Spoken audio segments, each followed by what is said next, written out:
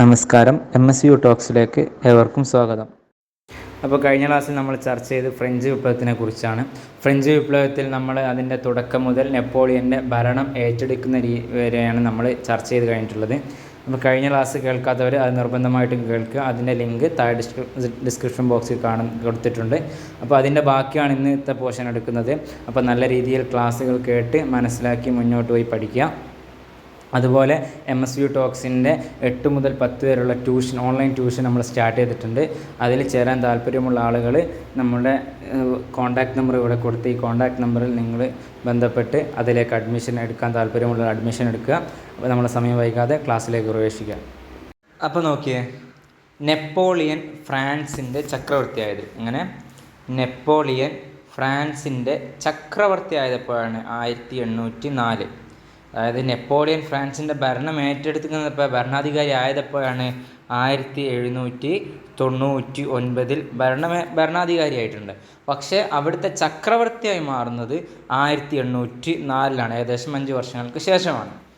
Okay, അങ്ങനെ Napoleon ഭരണാധികാരി അവിടുത്തെ ചക്രവർത്തിയൊക്കെ ആയതിനു ശേഷം അവിടെ നമ്മൾ നേരത്തെ പറഞ്ഞു, കഴിഞ്ഞ ക്ലാസ്സിൽ നമ്മൾ ചർച്ച ചെയ്തിട്ടുണ്ട്, ഫ്രാൻസ് എന്ന് പറയുന്ന വളരെ വലിയ കടക്കണിയിലായിരുന്നു എന്ന്, വളരെ വലിയ ദാരിദ്ര്യത്തിലേക്ക് താഴ്ന്നു പോയിട്ടുണ്ടെന്നൊക്കെ നമ്മൾ കഴിഞ്ഞ ക്ലാസ്സിൽ ചർച്ച ചെയ്തതാണ്. അങ്ങനെ നിൽക്കുന്ന സമയത്ത് നെപ്പോളിയൻ നടപ്പിലാക്കിയ നയമായിരുന്നു കോണ്ടിനെൻ്റൽ വ്യവസ്ഥ. ഇത് കച്ചവടവുമായി ബന്ധപ്പെട്ടിട്ട് നെപ്പോളിയൻ നടപ്പിലാക്കിയ ഒരു വ്യവസ്ഥയായിരുന്നു കോണ്ടിനെൻ്റൽ വ്യവസ്ഥ.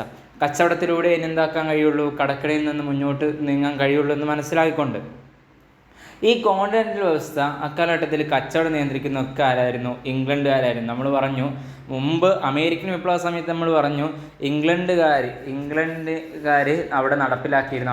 അമേരിക്കയിലും ഇതുപോലെ കോളനികളിൽ ഒരു നയം നടപ്പിലാക്കിയിരുന്നു, ഇല്ലേ? മെർക്കന്റിലിസ്റ്റ് നയം എന്ന് പറയുന്ന ഒരു നയം എന്താക്കിയിട്ടുണ്ട്?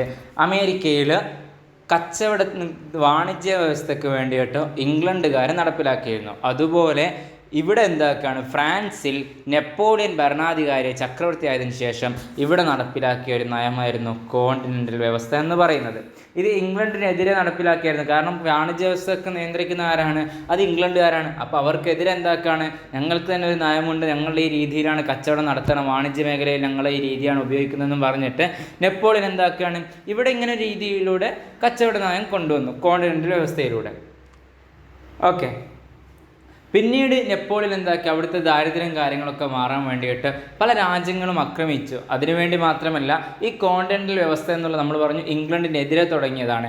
അപ്പോൾ ഈ കോണ്ടിനെൻ്റൽ വ്യവസ്ഥ എന്നുള്ള ഈ നയം മറ്റുള്ള തൻ്റെ അയൽ രാജ്യങ്ങളിലും ഉണ്ടാകണം, അത് അവിടെയും വ്യാപിപ്പിക്കണം എന്നുള്ള രീതിയിൽ നെപ്പോളിയന് പല രാജ്യങ്ങളും അയൽ രാജ്യങ്ങൾ ആക്രമിച്ചിട്ടുണ്ട്. അങ്ങനെ പെട്ടതാണ് Holland, Spain, Portugal, Italy, Germany, Russia. ഈ രാജ്യങ്ങളൊക്കെ നെപ്പോളിയൻ ആക്രമിച്ചതാണ്. നെപ്പോളിയൻ ആക്രമിച്ച് അവിടുന്ന് ഈ നയങ്ങൾ അവിടെ കൊണ്ടുവരാൻ വേണ്ടിയിട്ടാണ് ഈ രാജ്യങ്ങളൊക്കെ ആക്രമിച്ചിരുന്നത്. അങ്ങനെ തൻ്റെ ഈ വ്യവസ്ഥ വിജയിച്ച് അവിടെ ധാരാളം യുദ്ധങ്ങളൊക്കെ നടത്തിയിട്ട് അവിടെ വിജയിച്ചു. പക്ഷേ ഒരു പ്രശ്നം എന്തെന്ന് വിചാരിച്ചാൽ, നെപ്പോളിയന് ഈ വിജയം കൈവരിച്ചത് അത് കരമാർഗത്തിൽ മാത്രമായിരുന്നു വിജയം കൈവരിച്ചിട്ടുള്ളൂ. കരസേനയിൽ നല്ല വിജയം കൈവരിച്ചിട്ടുണ്ടെങ്കിലും അത് നാവികസേന അല്ലെങ്കിൽ സമുദ്രനിരപ്പിലൂടെയുള്ള യുദ്ധത്തിൽ വളരെയേറെ തോൽവികളാണ് നെപ്പോളിയൻ ഉണ്ടാകാൻ സാധിച്ചത്. കാരണം എന്തെന്ന് വെച്ചാൽ, ഈ നെപ്പോളിയൻ്റെ അടുക്കൽ കരസൈന്യങ്ങൾ ധാരാളം ഉണ്ടെങ്കിലും സമുദ്രത്തിലേക്ക് ഇറങ്ങുമ്പോൾ അത്രത്തോളം സൈന്യങ്ങൾ ഉണ്ടായിരുന്നില്ല, അത്രത്തോളം പടക്കപ്പലുകൾ ഉണ്ടായിരുന്നില്ല. അക്കാരണം കൊണ്ട് തന്നെ ഫ്രാൻസിൽ ഇതൊന്നും ഇല്ലാത്ത കാരണം കൊണ്ട് തന്നെ നെപ്പോളിയൻ അതിൽ വലിയ പരാജയം കാണാൻ സാധിച്ചിട്ടുണ്ട്. പക്ഷേ കരമാർഗത്തിലുള്ളതിലൊക്കെ വിജയിച്ചിട്ടുണ്ട് കേട്ടോ, അത് മാറിപ്പോയത്. കരമാർഗത്തിൽ വിജയിച്ചിട്ടുണ്ടെങ്കിലും സമുദ്രമാർഗത്തിലുള്ളതിലാണ് പരാജയം കൈവരിച്ചിട്ടുള്ളത്. അങ്ങനെ നെപ്പോളിയൻ നമ്മൾ പറഞ്ഞു പരാജയപ്പെട്ട യുദ്ധങ്ങളുണ്ട്. അങ്ങനെ നെപ്പോളിയൻ പരാജയപ്പെട്ടൊരു യുദ്ധമായിരുന്നു ട്രഫാൾക്കർ. ട്രഫാൾക്കർ. ഈ ട്രഫാൾക്കർ യുദ്ധം നടന്നത് 1805 എപ്പോഴാണ്? 1805. അപ്പോൾ നമ്മൾ ശ്രദ്ധിക്കണം, എന്തിനാണ് യുദ്ധങ്ങളൊക്കെ നെപ്പോളിയൻ നടത്തിയിരുന്നത്? തൻ്റെ കോണ്ടിനെൻ്റൽ വ്യവസ്ഥ എന്ന് പറയുന്ന വാണിജ്യ വ്യവസ്ഥ എല്ലാ രാജ്യങ്ങളിലും തൻ്റെ അയൽ രാജ്യങ്ങളിലൊക്കെ വ്യാപിപ്പിക്കാൻ വേണ്ടിയിട്ടാണ് ഈ ഒരു വ്യവസ്ഥ നടപ്പിലാക്കിയിരുന്നത്. അങ്ങനെ യുദ്ധം നടത്തിയ സമയത്ത് പരാജയപ്പെട്ടൊരു യുദ്ധമാണ് ട്രഫാൾക്കർ എന്ന് പറയുന്ന യുദ്ധം. ഇത് 1805. അങ്ങനെ പരാജയപ്പെടുത്തിയ ബ്രിട്ടീഷ് ജനറലായിരുന്നു നെൽസൺ എന്ന് പറയുന്നത്. മാറിപ്പോകരുത്, നെൽസൺ എന്നാണ് പേര്. ഒരിക്കലും പേര് മാറിപ്പോകാൻ പാടില്ല. ഈ യുദ്ധവും മാറിപ്പോയത് ട്രഫാൾഗർ യുദ്ധം നടക്കുന്നത് 1805 അത് നെൽസൺ എന്ന് പറയുന്ന ബ്രിട്ടീഷ് ജനറലാണ് എന്താക്കിയത്, ഈ യുദ്ധത്തിൽ നെപ്പോളിയനെ പരാജയപ്പെടുത്തിയത്. അതെന്താ പേര് മാറിപ്പോരുതെന്ന് പറഞ്ഞ കാരണം എന്താ വെച്ചാൽ പിന്നീട് നെപ്പോളിയൻ പരാജയപ്പെട്ട യുദ്ധമായിരുന്നു വാട്ടർലൂ യുദ്ധം എന്ന് പറയുന്നത്. വാട്ടർലൂ എന്ന് പറയുന്നത് ബെൽജിയത്തിലെ ഒരു സ്ഥലപ്പേരാണ് വാട്ടർലൂ എന്ന് പറയുന്നത്. ഇതിൽ എന്താക്കി നെപ്പോളിയൻ പരാജയപ്പെട്ടു. അത് 1815 ഇതിൽ നെപ്പോളിയൻ പരാജയപ്പെടുന്ന ആരോടുമായിട്ടാണ്? ആർത്തർ വെല്ലസ്ലിയുമായിട്ടാണ് പരാജയപ്പെടുന്നത്. അതുകൊണ്ടാണ് ഞാൻ പറഞ്ഞത് നെൽസൺ എന്നുള്ള പേര് മാറിപ്പോകാൻ പാടില്ല. ഓപ്ഷൻസിൽ ആർത്തർ വെല്ലസ്ലി എന്ന് തരും. അപ്പോൾ അവിടുന്ന് ട്രഫാൾഗർ യുദ്ധം നെപ്പോളിയൻ ആരുമായി പരാജയപ്പെട്ടു എന്ന് ചോദിക്കുമ്പോൾ ആർത്തർ വെല്ലസ്ലി, നെപ്പോളിയൻ എന്നൊക്കെ ഓപ്ഷൻ തരുമ്പോൾ നമ്മളെന്താക്കും, ആർത്തർ വെല്ലസ്ലി അത് ബ്രിട്ടീഷുകാരുടെ പേര് പോലെ ഉണ്ടല്ലോ എന്ന് വിചാരിച്ചിട്ട് നമ്മളെന്താക്കാൻ പാടില്ല, പേര് മാറിപ്പോകാൻ പാടില്ല. അതുകൊണ്ടാണ് ഞാൻ നേരത്തെ പറഞ്ഞത് നെൽസൺ എന്നുള്ള പേര് മാറിപ്പോകരുത്. നെൽസൺ എന്ന് പറയുന്ന ബ്രിട്ടീഷ് ജനറൽ നെപ്പോളിയനെ പരാജയപ്പെടുത്തുന്നത് ട്രഫാൾഗർ യുദ്ധം. ആ യുദ്ധം നടക്കുന്നത് 1805 അതിനുശേഷം 1815 അവസാനത്തെ യുദ്ധമായിരുന്നു അത്. 1815 ആ 1815 നെപ്പോളിയൻ്റെ കാലം കഴിയുകയാണ്. 1815 വാട്ടർലൂ യുദ്ധം നടന്നു. വാട്ടർലൂ എന്ന് പറയുന്നത് എവിടെയാണ്? സ്ഥലം എവിടെയാണ്? അതെ, എവിടെയാണ്? ബെൽജിയത്താണ്. ഈ ബെൽജിയത്തുള്ള ഈ സ്ഥലത്തുള്ള വാട്ടർലൂ എന്ന് പറയുന്ന സ്ഥലത്ത് നിന്ന്, അതുകൊണ്ടാണ് വാട്ടർലൂ എന്ന് പറയുന്ന യുദ്ധത്തിന് പേര് വന്നത്. ആ യുദ്ധത്തിൽ എന്താക്കുകയാണ് നെപ്പോളിയൻ പരാജയപ്പെടുക. ആരുമായിട്ട്? Arthur Wellesley. ആർത്തർ വെല്ലസ്ലിയെ നമ്മൾ വേറെയും കേട്ടിട്ടുണ്ട്. അതുകൊണ്ടാണ് ഒന്നുകൂടി എന്താ പറയുക മാറിപ്പോരുതെന്ന് പറഞ്ഞത്. കാരണം ആർത്തർ വെല്ലസ്ലി നമ്മൾ എവിടെ കേട്ടിട്ടുണ്ട്? അതെ, പഴശ്ശിരാജയെയും പരാജയപ്പെടുത്തിയ ഒരു ജനറലാണ് ആര്? ആർത്തർ വെല്ലസ്ലി എന്ന് പറയുന്നത്. ഈ ആർത്തർ വെല്ലസ്ലി തന്നെയാണ് പഴശ്ശിരാജയെയും യുദ്ധത്തിൽ പരാജയപ്പെടുത്തിയിട്ടുള്ളത്. നെപ്പോളിയൻ അവസാനമായിട്ട് 1815 പരാജയപ്പെടുത്തുന്നതും ആര് തന്നെയാണ്? Arthur Wellesley. ഓക്കെ, എങ്ങനെയാണ്? 1805 ട്രഫാൾഗർ യുദ്ധം നടക്കുന്നത്. ഈ യുദ്ധങ്ങളൊക്കെ നടന്നതിന് വേണ്ടിയിട്ടാണെന്ന് ആദ്യം മനസ്സിലാക്കണം. കോണ്ടിനെൻ്റൽ വ്യവസ്ഥ എന്ന് പറയുന്നത് തൻ്റെ വാണിജ്യ വ്യവസ്ഥ മറ്റുള്ള രാജ്യങ്ങളിലും വ്യാപിപ്പിക്കാൻ വേണ്ടിയിട്ട്. ഓക്കെ, ക്ലിയർ ആയില്ലേ?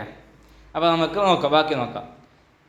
അങ്ങനെ നെപ്പോളിയനെ ബ്രിട്ടീഷുകാരെന്താക്കുകയാണ്? നാട് കടത്തുകയാണ്. നമ്മൾ പറഞ്ഞു നെപ്പോളിയൻ എന്താക്കിയിട്ടുണ്ട്? 1815 നടന്ന വാട്ടർലൂ യുദ്ധത്തിന് ശേഷം നെപ്പോളിയൻ അവിടെ പരാജയപ്പെടുകയാണ്. അതോടുകൂടി നെപ്പോളിയൻ അവിടെ നിന്ന് തീരുകയാണ്, അവസാനിക്കുകയാണ്. അവസാന യുദ്ധം എന്നൊക്കെ പറഞ്ഞല്ലോ. അപ്പോൾ ആ ഒരു സമയത്ത് നെപ്പോളിയൻ എന്താക്കിയിട്ടുണ്ട്? ബ്രിട്ടീഷുകാർ നാട് കടത്തുകയാണ് സെയിൻറ്റ് ഹെലേന ദ്വീപിലേക്ക്. എവിടെ? സെൻറ്റ് ഹെലേന ദ്വീപിലേക്ക് എന്താക്കുകയാണ്? അവിടുന്ന് നാട് കടത്തി. അങ്ങനെ ആ നാട് കടത്തി. പിന്നീട് നെപ്പോളിയൻ ഏകദേശം അതിനുശേഷം 6 വർഷങ്ങൾക്ക് ശേഷം 1821 അവിടെ വെച്ച് മരണപ്പെടുകയാണ്. എവിടെ വെച്ചിട്ടാണ് മരണപ്പെടുന്നത്? സെൻറ്റ് ഹെലേന ദ്വീപിൽ വെച്ചിട്ടാണ് എന്താക്കുന്നത്? നെപ്പോളിയൻ മരണപ്പെട്ടത്. മാറിപ്പോയത്. അത് ഓപ്ഷനിൽ ചിലപ്പം സെൻറ്റ് ഹെലേന തരും, കോഴ്സിക്ക തരും. കോഴ്സിക്ക എന്ന് പറയുന്നത് അത് മരണപ്പെട്ടതല്ല. കാരണം നെപ്പോളിയൻ ജനിക്കുന്നതാണ് എവിടെ? 1769 കോഴ്സിക്കയിലാണ് ജനിക്കുന്നത്. എവിടെ? കോഴ്സിക്കയിലാണ് നെപ്പോളിയൻ ജനിക്കുന്നത്. 1769 1821 നെപ്പോളിയൻ എന്താകുന്നത്? മരണപ്പെടുന്നത്. അപ്പോൾ ഏകദേശം എത്ര വയസ്സുണ്ട്? ഏകദേശം 50ഓളം വയസ്സാണ് നെപ്പോളിയൻ ഉണ്ടായിരുന്നത്. അങ്ങനെ നെപ്പോളിയൻ എവിടെ വെച്ച് മരണപ്പെട്ടു? സെൻറ്റ് ഹെലേന ദ്വീപിലേക്ക്. സെൻറ്റ് ഹെലേന ദ്വീപിലേക്ക് നെപ്പോളിയൻ എന്താക്കിയതാണ്? നാട് കടത്തിയതാണ്. ആര്? ബ്രിട്ടീഷുകാർ. ഏത് യുദ്ധത്തിന് ശേഷം? വാട്ടർലൂ യുദ്ധത്തിന് ശേഷം. വാട്ടർലൂ യുദ്ധം നടക്കുന്നത് എപ്പോഴാണ്? 1815. എപ്പോഴാണ്? 1815. ആരുമായിട്ടാണ് നെപ്പോളിയൻ പരാജയപ്പെട്ടത്? അതെ, ആർത്തർ വെല്ലസ്ലിയുമായിട്ടാണ് നെപ്പോളിയൻ പരാജയപ്പെട്ടത്. അതിനു മുമ്പ് പരാജയപ്പെട്ട യുദ്ധം ഏതായിരുന്നു? ട്രഫാൾഗർ യുദ്ധം. ഏതാണ്? ട്രഫാൾഗർ യുദ്ധം. ഈ ട്രഫാൾഗർ യുദ്ധം നടക്കുന്നത് എപ്പോഴാണ്? 1805. അതാരുമായിട്ടാണ് പരാജയപ്പെട്ടത്? ബ്രിട്ടീഷ് ജനറൽ നെൽസണുമായിട്ടാണ് പരാജയപ്പെട്ടത്. ഓക്കെ, ഈ ഒരു ക്രമം തെറ്റിപ്പോകരുത്, ഈ ക്രമം മാറിപ്പോകരുത്, ഈ ക്രമം എന്താക്കുക മറന്നു പോകരുത്. അങ്ങോട്ടും ഇങ്ങോട്ടും മാറാൻ ചാൻസ് ഉണ്ട്. കാരണം എല്ലാം 1800 കാലഘട്ടത്തിലായതുകൊണ്ട് തന്നെ നമ്മളെന്താക്കും, നമ്മുടെ മൈൻഡ് ജസ്റ്റ് ഒരു ചെറിയ തെറ്റ് മാറ്റിയാൽ തന്നെ നമ്മുടെ മാർക്ക് അവിടെ നിന്ന് മൈനസായി പോവുകയാണ്. അതുകൊണ്ട് ശ്രദ്ധിച്ച് പഠിക്കണം, വർഷം മാറിപ്പോകാൻ പാടില്ല. ഓക്കെ, നമുക്ക് നെപ്പോളിയനെ കുറിച്ച് കുറച്ച് കാര്യങ്ങൾ കൂടി പറയാനുള്ളതെന്ന് വെച്ചാൽ, നെപ്പോളിയൻ പറഞ്ഞിട്ടുണ്ട്, എനിക്ക് നല്ല അമ്മമാരെ തരൂ, ഞാൻ നിങ്ങൾക്ക് നല്ല രാഷ്ട്രം തരാം എന്ന് പറഞ്ഞ ആരാണ്? അത് നെപ്പോളിയനാണ്. എനിക്ക് നല്ല അമ്മമാരെ തരൂ, ഞാൻ നിങ്ങൾക്ക് നല്ല രാഷ്ട്രം തരാം എന്ന് പറയുന്നത് ആരാണ്? അത് നെപ്പോളിയൻ ആണ്. ഫ്രഞ്ച് വിപ്ലവത്തിൻ്റെ ശിശു എന്നറിയപ്പെടുന്നത് ആരാണ്? അതും നെപ്പോളിയനാണ്. എന്താണ്? ഫ്രഞ്ച് വിപ്ലവത്തിൻ്റെ ശിശു എന്നറിയപ്പെടുന്നത് നെപ്പോളിയനാണ്. നെപ്പോളിയൻ എപ്പോഴാണ് ജനിച്ചത്? 1700 1769. എപ്പോഴാണ് ഫ്രഞ്ച് വിപ്ലവം സ്റ്റാർട്ട് ചെയ്തത്? 1789. ഓക്കെ, 1789 ഫ്രഞ്ച് വിപ്ലവം സ്റ്റാർട്ട് ചെയ്യുന്നുണ്ടോ, അത് മറന്നു പോരുത്. 1769 നെപ്പോളിയൻ എന്താക്കുന്നത്, ജനിക്കുന്നത്. അങ്ങനെ ഫ്രഞ്ച് വിപ്ലവത്തിൻ്റെ ശിശു എന്നറിയപ്പെടുന്നതായിരുന്നു ആര്? നെപ്പോളിയൻ. പിന്നെ ഒരു വാക്കുണ്ട്, ഞാനാണ് വിപ്ലവം. ക്വസ്റ്റ്യൻ വരും, ഞാനാണ് വിപ്ലവം എന്ന് പ്രഖ്യാപിച്ചത് ആര്? അപ്പോൾ നമ്മൾ എഴുതും ലൂയി 14 ഉണ്ടല്ലോ, എന്നാൽ ലൂയി 14. Louis 16 Louis 16. ലൂയി 15. അങ്ങനെ ഒരു പേര് കാണുമ്പോൾ, ലൂയി എന്ന് കാണുമ്പോൾ തന്നെ നമ്മൾ വിചാരിക്കും അതാണെന്ന് വിചാരിക്കും. പക്ഷേ എഴുതാൻ പാടില്ല. അവിടെ പറഞ്ഞത് ലൂയി 14 പറഞ്ഞു ഞാനാണ് രാഷ്ട്രം എന്നാണ് പറഞ്ഞത്. എന്ത്? ഞാനാണ് രാഷ്ട്രം എന്നാണ് പറഞ്ഞത്. ഇത് പറയുന്നത് നെപ്പോളിയനാണ്. ഞാനാണ് വിപ്ലവം. രണ്ടും തമ്മിൽ വ്യത്യാസമുണ്ട്. ലൂയി രാജാവ് പറഞ്ഞ എന്താണ്? ഞാനാണ് രാഷ്ട്രം എന്നാണ് പറഞ്ഞത്. എന്നാൽ ഇവിടെ പറഞ്ഞ എന്താണ്? നെപ്പോളിയൻ പറഞ്ഞ എന്താണ്? ഞാനാണ് വിപ്ലവം. ലൂയി 14 പറഞ്ഞ ഞാനാണ് രാഷ്ട്രം, നെപ്പോളിയൻ പറയുന്നു ഞാനാണ് വിപ്ലവം. രണ്ടും തമ്മിൽ മാറിപ്പോകരുത്. അതുകൊണ്ടാണ് വീണ്ടും വീണ്ടും ആവർത്തിച്ച് ഞാൻ പറഞ്ഞത്. പ്രഖ്യാപിച്ചത് നെപ്പോളിയൻ ആയിരുന്നു. ഓക്കെ, ഫ്രാൻസിൻ്റെ ജസ്റ്റിനെയൻ എന്നറിയപ്പെട്ടത് നെപ്പോളിയനാണ്. ഫ്രാൻസിൻ്റെ ജസ്റ്റിനെയൻ. എന്താ ഈ ജസ്റ്റിനെയൻ എന്തുകൊണ്ടാണ് ഉദ്ദേശിക്കുന്നത്? ഈ ജസ്റ്റിനെയൻ എന്ന് പറയുന്നത് അത് റോമിൽ ഒരു ഭരണാധികാരിയായിരുന്നു. റോം എന്ന് പറയുന്ന രാജ്യത്തുള്ള ഒരു ഭരണാധികാരി, വത്തിക്കാൻ സിറ്റിയിലെ റോമിലെ ഭരണാധികാരിയായിരുന്നു ജസ്റ്റിനെയൻ. ഈ ജസ്റ്റിനെയൻ എന്ന് പറയുന്നത് നല്ല രീതിയിൽ ഭരണം നടത്തി അവിടെ ഒരു നല്ല ഒരു മികവുറ്റ ഭരണം കാഴ്ചവെച്ച ഒരു വ്യക്തി കൂടിയായിരുന്നു. മാത്രമല്ല അവിടുത്തെ ദാരിദ്ര്യമെല്ലാം നീക്കി നല്ല രീതിയിൽ എത്രത്തോളം ജനങ്ങളെ മുന്നോട്ട് കൊണ്ടുപോകാൻ സാധിക്കുമോ അത്രത്തോളം നല്ല രീതിയിൽ ഭരണം നടത്തിയ ജസ്റ്റിനെയൻ. അത് കാരണത്താൽ അവിടുത്തെ ആളുകൾ നെപ്പോളിയൻ ഇട്ടൊരു മറ്റൊരു പേരായിരുന്നു ജസ്റ്റിനെയൻ എന്ന് പറയുന്നത്. ഈ ജസ്റ്റിനെയൻ എന്ന് ആ ഒരു വിശേഷണമുള്ള ഒരാളാണ് നെപ്പോളിയൻ എന്ന് കണ്ടുകൊണ്ടാണ് എന്ത് വെക്കുന്നത്? ജസ്റ്റിനെയൻ എന്ന് ഇവിടെ. കാരണം ഇവിടെ എന്താക്കിയിട്ടുണ്ട്? ഫ്യൂഡലിസം ഇല്ലാതാക്കിയിട്ടുണ്ട്. പുരോഹിതന്മാരെ നിയന്ത്രിക്കുക ചെയ്തിട്ടുണ്ട്. ഫ്രാൻസിലെ നിരത്തുകൾ എന്താക്കി? റോഡാക്കി റെഡിയാക്കി വൃത്തിയാക്കി കൊണ്ടുപോയിട്ടുണ്ട്. കാരണം നമ്മൾ നേരത്തെ പറഞ്ഞു 3 എസ്റ്റേറ്റുകളായിരുന്നു സ്റ്റേറ്റ് ജനറലിൽ ഉണ്ടായിരുന്നത്. സ്റ്റേറ്റ് ജനറൽ എന്ന് പറഞ്ഞാൽ പാർലമെൻറ്റിന്. ഈ പാർലമെൻറ്റിന് 3 എസ്റ്റേറ്റ് വരുന്നുണ്ട്. First estate, second estate, third estate. ഇതിൽ ഫസ്റ്റ് എസ്റ്റേറ്റിൽ പ്രഭുക്കന്മാരും, രണ്ടാമത്തെ സ്റ്റേറ്റിൽ പുരോഹിതന്മാരും, മൂന്നാമത്തെ സ്റ്റേറ്റിൽ താഴ്ന്നപ്പെട്ട ജനങ്ങളുമായിരുന്നു. ഈ മൂന്നാമത്തെ സ്റ്റേറ്റിലെ ജനങ്ങളെ എന്താക്കുകയായിരുന്നു? ഈ ഫസ്റ്റ് എസ്റ്റേറ്റിലെ ആളുകൾ, സെക്കൻഡ് എസ്റ്റേറ്റിലെ ആളുകൾ എന്താക്കുകയായിരുന്നു? വളരെ രീതിയിൽ കഷ്ടപ്പെടുത്തിയിട്ടുണ്ട്. പുരോഹിതന്മാരെ എന്താക്കുകയും ചെയ്തിട്ടുണ്ട്? അവർ എന്താ പറയുക, നികുതികളും മറ്റു കാര്യങ്ങളും ഈ സാധാരണ ജനങ്ങളിൽ നിന്ന് വാങ്ങിയിട്ടുണ്ട്. ഈ പുരോഹിതന്മാരൊക്കെ നിയന്ത്രിച്ച് കൊണ്ടുവന്നതായിരുന്നു നെപ്പോളിയൻ. ഈ ഒരു ഭരണം തന്നെ കാഴ്ചവെച്ച ആളായിരുന്നു ജസ്റ്റിനെയൻ എന്ന് പറയുന്ന ഭരണാധികാരി നെപ്പോളിയൻ്റെ മുമ്പ്. അതുകൊണ്ടാണ് ഫ്രാൻസിൻ്റെ ജസ്റ്റിനെയൻ എന്ന് നെപ്പോളിയന് അറിയപ്പെട്ടത്. ഓക്കെ, അങ്ങനെ നമ്മൾ പറഞ്ഞു ഫ്രാൻസിൽ വളരെ വലിയ കടമുണ്ടായിട്ടുണ്ട്, ദാരിദ്ര്യത്തിലേക്ക് മുങ്ങിയിട്ടുണ്ട്. അതിനുവേണ്ടി കോൺട്രാക്ട് വ്യവസ്ഥ എന്ന വാണിജ്യ വ്യവസ്ഥ കൊണ്ടുവന്ന് കച്ചവട രീതി മെച്ചപ്പെടുത്തിയിട്ടുണ്ട്. അതുപോലെ പൊതുകടം ഇല്ലാതാക്കാൻ നെപ്പോളിയൻ കൊണ്ടുവന്നൊരു ഫണ്ടായിരുന്നു സിങ്കിങ് ഫണ്ട് എന്ന് പറയുന്നത്. എന്താ? Sinking fund. ഇത് നെപ്പോളിയൻ കൊണ്ടുവന്ന ഫണ്ടാണ്. അതുപോലെ തന്നെ bank of France, bank of ഫ്രാൻസും ആര് കൊണ്ടുവന്നതാണ്? അതും നെപ്പോളിയൻ കൊണ്ടുവന്നതാണ്. മാറിപ്പോയത്. നെപ്പോളിയൻ കൊണ്ടുവന്ന എന്തൊക്കെയായിരുന്നു? സിങ്കിങ് ഫണ്ട് കൊണ്ടുവന്നു. അതുപോലെ ബാങ്ക് ഓഫ് ഫ്രാൻസ് കൊണ്ടുവന്ന നയം ഏതായിരുന്നു? വാണിജ്യ നയം. അത് കോണ്ടിനെൻ്റൽ വ്യവസ്ഥയായിരുന്നു. പിന്നീട് ഇവിടെ പറയാനാണ് നമുക്ക് ചർച്ച ചെയ്യാനുള്ളത്, നമ്മൾ അമേരിക്കൻ വിപ്ലവ സമയത്ത് ചർച്ച ചെയ്തിട്ടുണ്ടായിരുന്നു കുറച്ച് തത്വചിന്തകന്മാരെ. ഇതിൽ നിന്നൊക്കെ തത്വചിന്തകന്മാർക്ക് വളരെ വലിയ പങ്കുണ്ടെന്നും പറഞ്ഞ് അമേരിക്കൻ വിപ്ലവത്തിൽ നമ്മൾ തോമസ് പിയാൻ പോലുള്ള ധാരാളം ആളുകളെ നമ്മൾ എന്താക്കി ചർച്ച ചെയ്തിട്ടുണ്ട്. അതുപോലെ ഇവിടെ ഫ്രാൻസിലും ചില തത്വചിന്തകന്മാരുണ്ട്. പ്രധാനപ്പെട്ട 3 തത്വചിന്തകന്മാർ. 1 വോൾട്ടയർ, 2 റൂസോ, 3 മോണ്ടസ്ക്യൂ. ഇത് 3 നമ്മൾ വളരെയേറെ കേട്ട് പരിചയമുള്ള ചരിത്ര പുസ്തകങ്ങളിലൊക്കെ, അതുപോലെ ഇത് നമ്മുടെ ടെക്സ്റ്റ് SCERTൻ്റെ ടെക്സ്റ്റ് ബുക്കുകളൊക്കെ നമ്മൾ കാണാൻ സാധിച്ചിട്ടുണ്ട്. അവിടെ ഇപ്പോഴും പഠിപ്പിച്ചു കൊണ്ടിരിക്കുന്നുണ്ട്. 10th ടെക്സ്റ്റ് ബുക്കിൽ നമ്മൾ നോക്കിയാൽ കാണാവുന്നതാണ്. അപ്പോൾ ഈ തത്വചിന്തകന്മാർ, ഈ 3 തത്വചിന്തകന്മാരും വളരെയേറെ പ്രാധാന്യം വഹിച്ചിട്ടുണ്ട്. അതിൽ നമുക്ക് ആദ്യം വോൾട്ടയറിനെ പറ്റി പറയാം. ഓരോരുത്തരെ പറ്റി പറയണം. വോൾട്ടയർ എന്ന് പറയുന്നത് ഒരു വ്യത്യസ്തനായ ഒരു വ്യക്തിയായിരുന്നു. റൂസോ മോണ്ടസ്ക്യൂ പോലെ ആയിരുന്നില്ല. വോൾട്ടയർ എന്ന് പറയുന്നത് ഒരു യുക്തിവാദിയായിരുന്നു, ഒരു യുക്തിചിന്തകനായിരുന്നു. ഫ്രാൻസിലെ യുക്തിചിന്തയ്ക്ക് പ്രാധാന്യം നൽകുകയും പൗരോഹിത്യത്തെ വിമർശിക്കുകയും പരിഹസിക്കുകയും ചെയ്ത ദാർശനികൻ അഥവാ തത്വചിന്തകനാണ് വോൾട്ടയർ.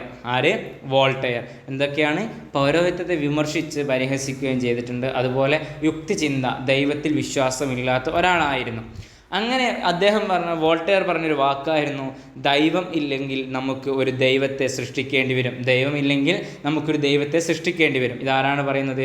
വോൾട്ടയർ. എന്താ ഇങ്ങനെ പറയാൻ കാരണം? നമ്മൾ പറഞ്ഞു, ദാരിദ്ര്യം കൊണ്ട് മുങ്ങിക്കൊണ്ടിരിക്കുന്ന ഫ്രാൻസിനെ രക്ഷിക്കാൻ ഒരാളും വരുന്നില്ല.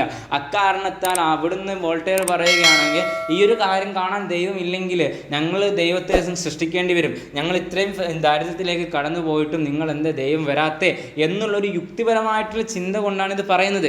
ഈ യുക്തിചിന്തകാരനായിരുന്നു വോൾട്ടയർ എന്ന് പറയുന്നത്. ഈ വോൾട്ടയർ ആണ് പറഞ്ഞത്, ദൈവമില്ലെങ്കിൽ ദൈവത്തെ നമ്മൾ സൃഷ്ടിക്കേണ്ടി വരുമെന്ന് പറഞ്ഞത്.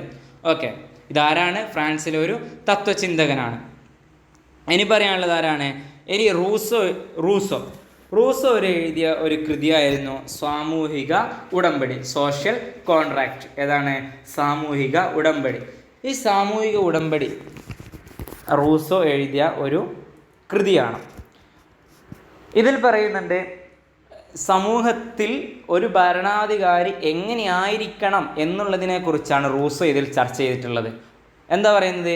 ഞാൻ ഭരിക്കുന്ന ഭരണാധികാരിയാണ്, നിങ്ങൾ എൻ്റെ പ്രജകളാണ്, ഞാൻ നിങ്ങൾക്ക് വേണ്ടി എല്ലാം ചെയ്യേണ്ടതാണ്, നിങ്ങളോട് ഞാൻ എൻ്റെ കടമ നിർവഹിച്ചിട്ടില്ലെങ്കിൽ നിങ്ങൾക്കതിനെ എതിർക്കാൻ പറ്റും എന്നുള്ള ഒരു നല്ലൊരു രീതിയിലുള്ള ഭരണത്തെ കാഴ്ചവെക്കാൻ വേണ്ടിയിട്ട് ഉണ്ടാക്കിയതായിരുന്നു സാമൂഹിക ഉടമ്പടി എന്ന് പറയുന്ന ഒരു കൃതി, സോഷ്യൽ കോൺട്രാക്റ്റ് എന്ന് പറയുന്നത്.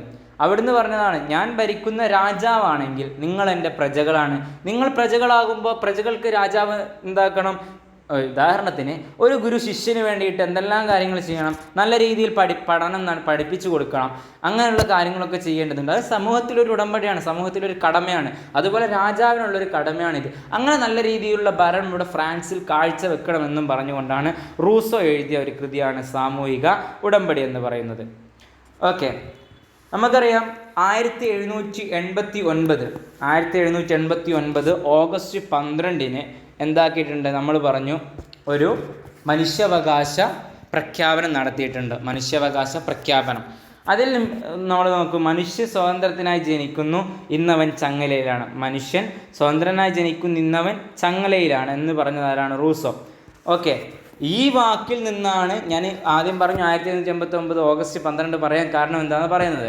ഈ വാക്കിൽ നിന്നാണ് മനുഷ്യൻ സ്വതന്ത്രനായി ജനിക്കുന്നു, ഇന്നവൻ ചങ്ങലയിലാണ് എന്ന് പറഞ്ഞ ഈ ഒരു വാക്കുണ്ടല്ലോ, ഇതിൽ നിന്നാണ് അവിടുന്ന് മനുഷ്യാവകാശ പ്രഖ്യാപനം. അതെന്തായിരുന്നു പ്രഖ്യാപനം? സ്വതന്ത്രനായി ജനിക്കുന്ന മനുഷ്യന് സമത്വത്തോടെയും സ്വാതന്ത്ര്യത്തോടെയും ജീവിക്കാനുള്ള അവകാശമുണ്ട്. മനുഷ്യൻ സ്വതന്ത്രനായിട്ടാണ് ജനിക്കുന്നത്, അവന് സമത്വത്തോടെയും നല്ല രീതിയിലും ഇവിടെ ജീവിക്കേണ്ട അവകാശമുണ്ട്. അതിനെ തടഞ്ഞു വെക്കാൻ ഒരാൾക്കും അധികാരമില്ല എന്നുള്ള രീതിയിലാണ് 1789 ഓഗസ്റ്റ് 12 എന്താക്കുന്നത്? ഇവിടെ മനുഷ്യാവകാശ പ്രഖ്യാപനം എന്നുള്ളൊരു സംഗതി കൊണ്ടുവന്നത്. അത് നമ്മൾ കഴിഞ്ഞ ക്ലാസ്സിൽ ചർച്ച ചെയ്തതാണ്. ഈ മനുഷ്യാവകാശ പ്രഖ്യാപനം കൊണ്ടുവന്നത് റൂസോയുടെ മനുഷ്യൻ സ്വതന്ത്രനായി ജനിക്കുന്നു, ഇന്നവൻ ചങ്ങലയിലാണ് എന്നുള്ളൊരു വാക്കിൽ നിന്നാണ്, എന്നുള്ളൊരു ലേഖനത്തിൽ നിന്നാണ് ഇവിടെ ആ ഒരു ഇത് കൊണ്ടുവന്നത്.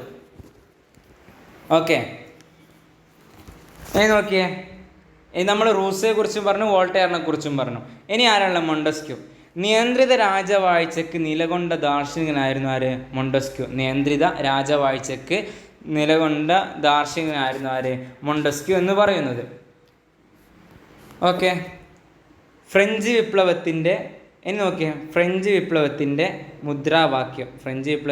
മുദ്രാവാക്യം എന്താണ്? സമത്വം, സ്വാതന്ത്ര്യം, സാഹോദര്യം എന്നാണ് ഫ്രഞ്ച് വിപ്ലവത്തിൻ്റെ മുദ്രാവാക്യം. ഓക്കെ, അടുത്തത് reflection on the revolution in fact എന്ന പുസ്തകം എഴുതിയതാരാണ്? Edmund Burk.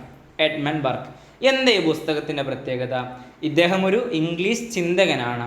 ഫ്രാൻസിൻ്റെ വിപ്ലവത്തെ എതിർത്ത ഒരു വ്യക്തിയായിരുന്നു എഡ്മണ്ട് ബർക്ക് എന്ന് പറയുന്നത്. ആ ഒരു എതിർപ്പായിരുന്നു അദ്ദേഹത്തിൻ്റെ reflection on the revolution in fact എന്ന പുസ്തകത്തിലൂടെ അദ്ദേഹം കാണിച്ചു തന്നത്. ഓക്കെ, എന്താണ് reflection on the revolution in fact എന്ന പുസ്തകത്തിലൂടെ അദ്ദേഹം കാണിച്ചത് എന്താണ്? അതെ, ഫ്രാൻസിൻ്റെ വിപ്ലവത്തെ എതിർക്കുന്ന ഒരു രീതിയാണ് ഇവിടെ കാണിച്ചു തന്നത്. എന്നാൽ തോമസ് പെയിന ഹ്യൂമൻ റൈറ്റ്സ് എന്ന് പറയുന്ന ഒരു പുസ്തകം എഴുതി. അദ്ദേഹം എഴുതിയത് ആ ഫ്രഞ്ച് വിപ്ലവത്തെ അനുകൂലിച്ചായിരുന്നു. തോമസ് പെയിൻ ആരാണ്?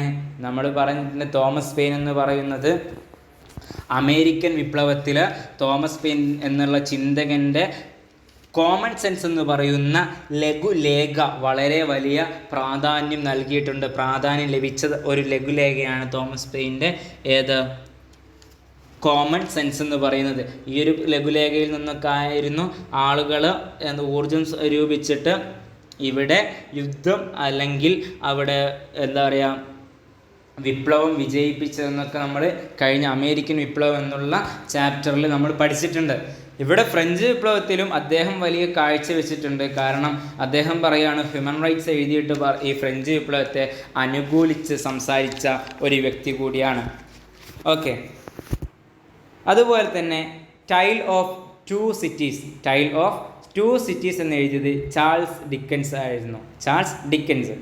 ഈ ടൈൽ ഓഫ് ടു സിറ്റീസ് എന്ന് പറയുന്നത് 2 സിറ്റികൾ. ആ 2 സിറ്റികൾ ഏതൊക്കെയാണ്? ഒന്ന് ലണ്ടൻ, മറ്റൊന്ന് ഫ്രാൻസ്. ഈ 2 രാജ്യങ്ങളെ തമ്മിൽ പറ്റിയായിരുന്നു അദ്ദേഹം ഇതിനെഴുതിയത്. ഓക്കെ, ഇത്രയും കാര്യങ്ങളാണ് ഫ്രാൻസിനെ കുറിച്ച് പറയാനുള്ളത്. ഇതിൽ നമ്മൾ വേറൊന്ന് ചർച്ച ചെയ്യാനുള്ളത്, നമ്മുടെ ഇന്ത്യയിൽ ഒരു ഭരണാധികാരി ഫ്രഞ്ച് വിപ്ലവത്തെ അനുകൂലിച്ച് വളരെ വലിയ സപ്പോർട്ട് നൽകിയൊരു ഭരണാധികാരിയുണ്ട്. അതെ, ഫ്രഞ്ച് വിപ്ലവത്തെ അനുകൂലിച്ച് സ്വാതന്ത്ര്യത്തിൻ്റെ വൃക്ഷം നട്ട ഭരണാധികാരിയായിരുന്നു, ഇന്ത്യൻ ഭരണാധികാരിയായിരുന്നു ടിപ്പു സുൽത്താൻ. എവിടെയാണ് ടിപ്പു സുൽത്താൻ ഈ സ്വാതന്ത്ര്യത്തിൻ്റെ വൃക്ഷം നടുന്നത്? അത് ശ്രീരംഗപട്ടണമായ തൻ്റെ രാജ്യത്തിൻ്റെ തലസ്ഥാന നഗരിയായ ശ്രീരംഗപട്ടണത്തിലായിരുന്നു ടിപ്പു സുൽത്താൻ സ്വാതന്ത്ര്യത്തിൻ്റെ വൃക്ഷം എന്നുള്ളത് നട്ടിരുന്നത്. അദ്ദേഹം ഫ്രഞ്ച് വിപ്ലവത്തെ അനുകൂലിച്ചായിരുന്നു ഈ ഒരു വൃക്ഷം നടുന്നത് ശ്രീരംഗപട്ടണത്തിൽ.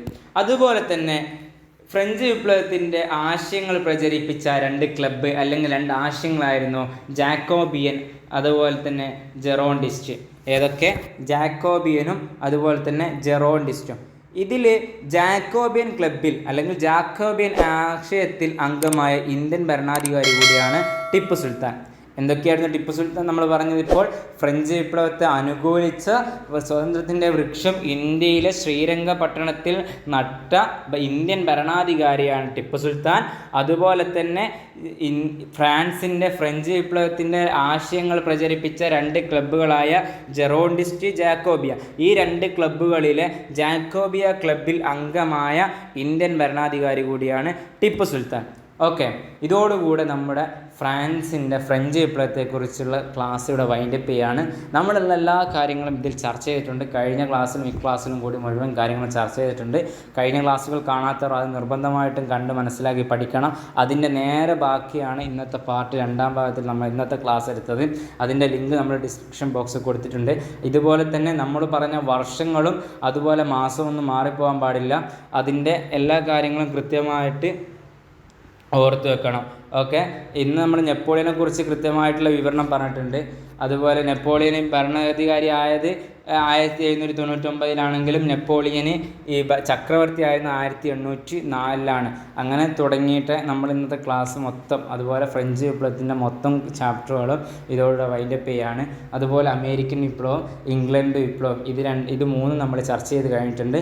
അപ്പോൾ ഈ ക്ലാസ്സുകളൊക്കെ കേട്ട് മനസ്സിലാക്കി നല്ല രീതിയിൽ പഠിച്ച് മുന്നോട്ട് പോവുക. അപ്പോൾ ഇന്നത്തെ ക്ലാസ് ഇവിടെ വൈൻഡപ്പ് ചെയ്യുകയാണ്.